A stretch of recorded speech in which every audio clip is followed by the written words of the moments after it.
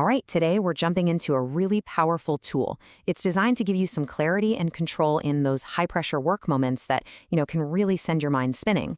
It's called the ABCD method.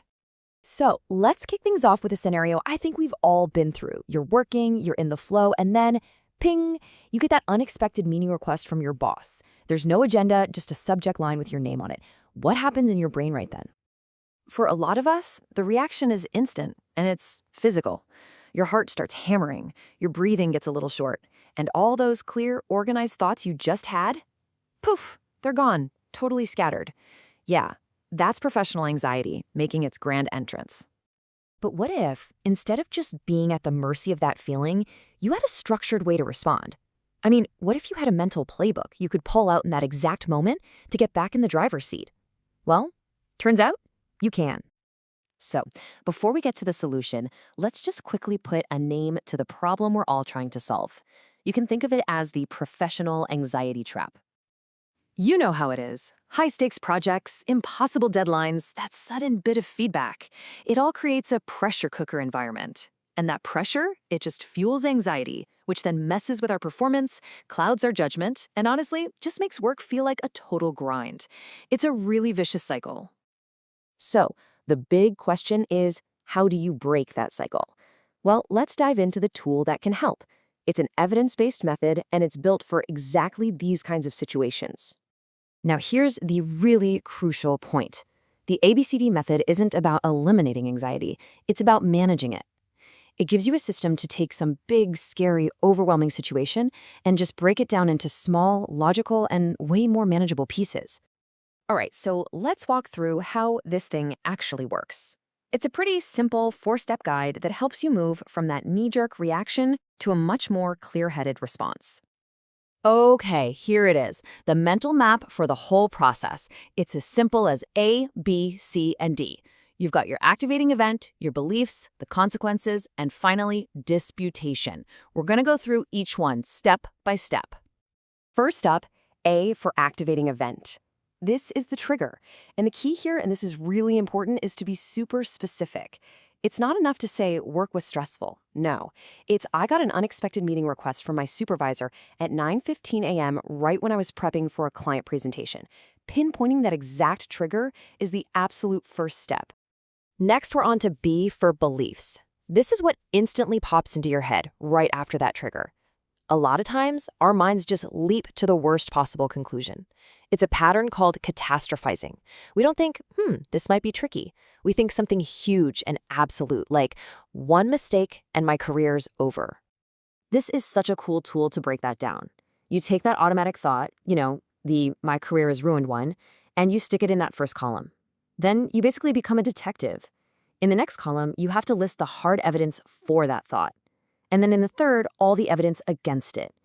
Just doing this one simple thing helps you create some distance and see that thought for what it is. It's just an interpretation, not a cold hard fact.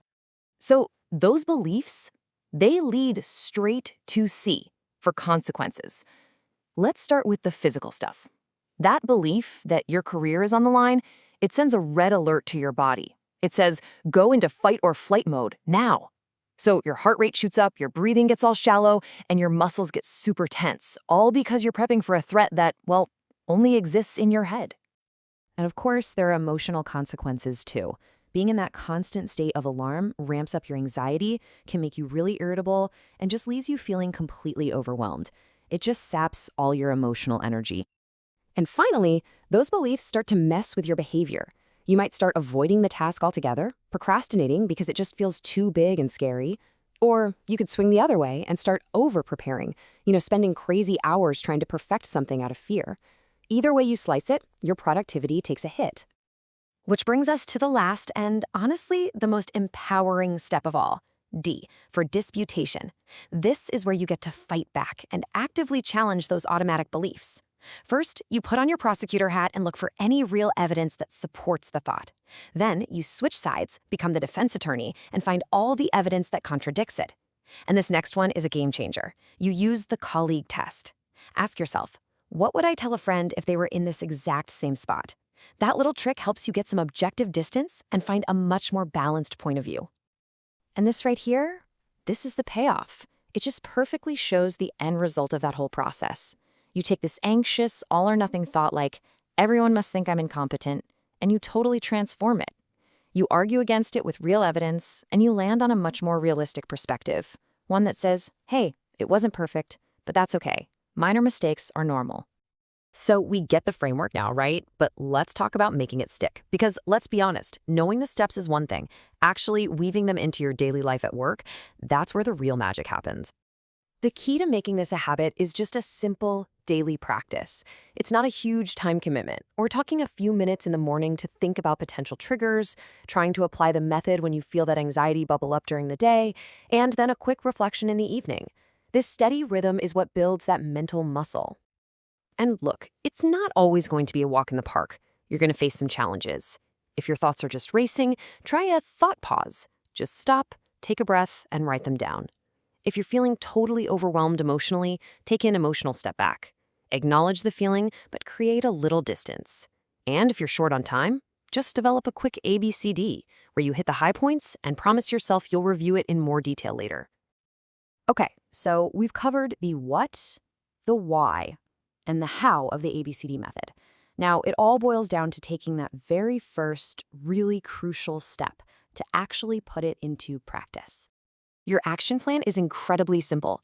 Just one. That's it. Find one single anxiety-producing situation from your day-to-day.